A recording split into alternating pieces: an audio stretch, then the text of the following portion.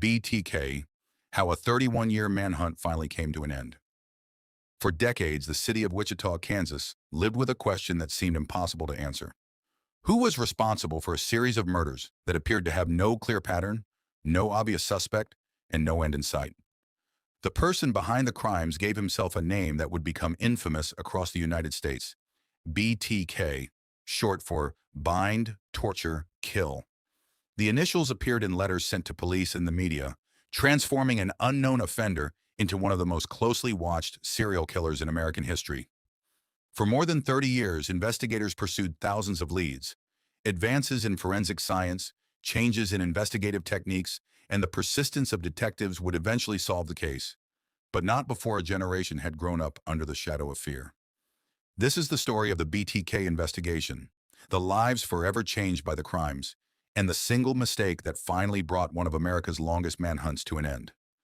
Dennis Lynn Rader was born on March 9, 1945, in Pittsburgh, Kansas.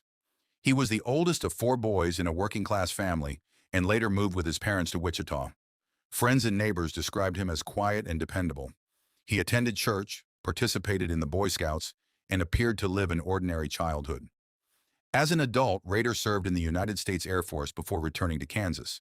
He married Paula Dietz in 1971, and together they raised 2 children. Over the years, he worked in security and later became a compliance officer for the city of Park City, issuing notices for ordinance violations. He was also deeply involved in his church, eventually serving in leadership positions and volunteering within the community. To those who knew him, he seemed like an ordinary husband, father, co-worker, and neighbor. Behind that public image, however, investigators would later learn that Rader had spent years developing violent fantasies centered on power, control, and domination. Those fantasies remained hidden from almost everyone around him. On January 15, 1974, Wichita was shaken by the deaths of 4 members of the Otero family. The tragedy stunned the community and immediately launched one of the largest criminal investigations in the city's history. Detectives worked tirelessly to understand what had happened. They collected physical evidence, interviewed neighbors, and searched for anyone who might have seen suspicious activity. Despite their efforts, there was no immediate breakthrough. Only a few months later, another attack confirmed investigators' worst fears. Catherine Bright lost her life during an encounter with the same offender, while her brother Kevin survived despite serious injuries.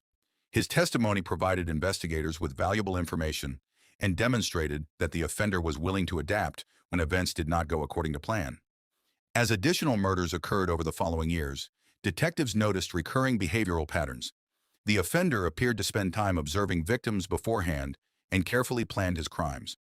Although each scene differed in important ways, investigators believed the same individual was responsible. The emotional toll on Wichita grew with every new development. Families installed stronger locks, neighborhood watch groups expanded, and residents became increasingly cautious. The fear was not simply that another crime might occur, it was that no one knew who the offender was or where he might strike next. The uncertainty affected everyday life. Simple routines changed. People paid closer attention to unfamiliar vehicles in their neighborhoods. Parents became more protective of their children. A sense of safety that many residents had taken for granted slowly disappeared. Then investigators received something unexpected. Instead of continuing to hide completely, the offender began communicating with police and local newspapers. In letters, he described aspects of the crimes and challenged authorities to identify him. During one communication, he introduced the initials BTK, creating the nickname that would become known around the world. These letters complicated the investigation. They confirmed that the killer wanted recognition and believed he could stay one step ahead of law enforcement. Detectives carefully examined every envelope, every page, and every piece of physical evidence, hoping that the communications themselves would eventually reveal the sender's identity. Years passed without an arrest. Detectives retired, new investigators joined the case, and advances in forensic science slowly changed the way evidence could be analyzed. Even so, the person behind the BTK letters remained unknown. By the early 1990s, the murder stopped. Without new crimes or new communications, many wondered whether the killer had died, moved away, or simply decided never to strike again. Although the investigation remained open, it became increasingly difficult to generate new leads as time passed. For more than a decade, the case grew quieter, but it was never forgotten. For years, the investigation remained active in the background. Detectives periodically reviewed evidence, re-examined witness statements, and applied new forensic techniques as technology advanced. Although there were no confirmed new murders linked to BTK after 1991, investigators refused to close the case. They believed that one day, a single piece of evidence or a single mistake could change everything. That opportunity arrived unexpectedly in 2004. Nearly 13 years after the last known murder, local media received a series of mysterious communications. The writer claimed responsibility for the earlier crimes and included details that had never been released publicly. Investigators carefully compared the information with evidence from the original case files and concluded that the letters almost certainly came from BTK himself. For the detectives who had spent years working the case, the messages represented both a challenge and an opportunity. The killer had broken his silence. More importantly, he had voluntarily re-entered the investigation. The renewed communications immediately captured national attention.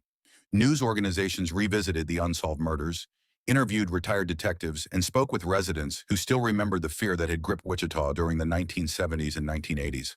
For the families of the victims, the renewed publicity brought back painful memories while also renewing hope that the case might finally be solved. Investigators formed a dedicated task force to analyze every new message. Specialists examined the language, writing style, paper, envelopes, and postmarks. Digital forensic experts became involved as technology played an increasingly important role in criminal investigations. As each communication arrived, detectives looked for anything that could identify its sender without alerting him that he was making mistakes. The letters also revealed something about BTK's personality. Investigators believed the writer wanted recognition and felt frustrated that the public's attention had faded over time.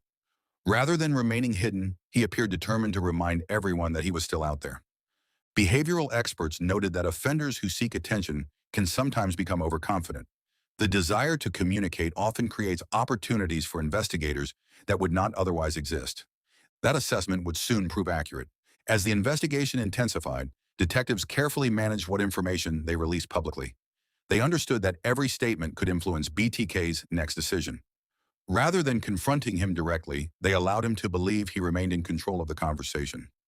Meanwhile, forensic science had advanced dramatically since the original murders. DNA analysis was now far more sophisticated than it had been during the 1970s. Evidence preserved for decades could be re-examined using techniques that did not exist when the crimes were first investigated. Those advances gave investigators new confidence that, if they identified a credible suspect, they would have powerful scientific tools available to confirm or eliminate that individual. The turning point came through an exchange that appeared almost ordinary. BTK asked investigators whether information stored on a floppy disk could be traced back to its owner. Police responded publicly in a way that did not reveal their true investigative capabilities. Believing the answer, the sender mailed a floppy disk to a local television station. When forensic specialists examined the disk, they discovered hidden metadata within the files. That information pointed investigators toward Christ Lutheran Church in Wichita. One file also contained information associated with the name Dennis. The discovery did not immediately prove who BTK was, but it provided detectives with their strongest lead in more than 3 decades. Investigators quietly began examining people connected to the church while taking great care not to alert their suspect. They reviewed employment records, public information, and other available evidence. As the pieces came together, one individual drew increasing attention. His name was Dennis Rader. On the surface, Rader did not fit the image many people had imagined. He had lived for years as a respected member of the community. He held a steady job, participated in church activities, and appeared to lead an ordinary family life. Yet as investigators compared his background with the evidence collected over decades, the similarities became difficult to ignore. Rather than rushing to make an arrest, detectives proceeded carefully. They knew that a mistake could jeopardize one of the most significant investigations in the city's history. The next phase of the investigation would depend on one final question. Could they obtain the scientific evidence needed to prove that Dennis Rader was, in fact, the man who had called himself BTK? The answer would arrive through DNA, bringing investigators closer than ever to solving a case that had haunted Wichita for more than 30 years. The investigation had reached a critical stage. Detectives believed they had identified their suspect, but belief alone was not enough. After more than 3 decades, they needed evidence that would stand up in court. Investigators quietly worked to obtain a DNA sample through lawful means. They compared it with biological evidence that had been preserved from the original crime scenes for decades. Advances in forensic science made it possible to conduct tests that investigators in the 1970s could only have imagined. The results were conclusive.